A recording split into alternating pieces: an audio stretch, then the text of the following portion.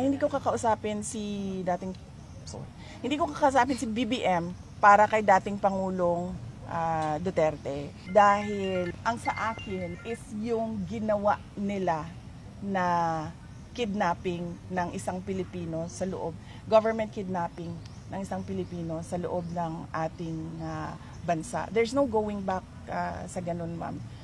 Trabaho niya yun at trabaho niya yon in a sense na inaprubahan niya na hindi niya dapat ginawa bilang isang Pangulo. Kung ano man yung problema legal problem ni dating Pangulong Duterte ngayon, ay problema na yon niya at syempre ng pamilya namin dahil ama namin siya.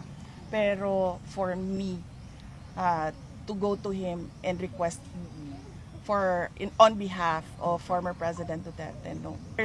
There's no going back sa ginawa nila na rendition.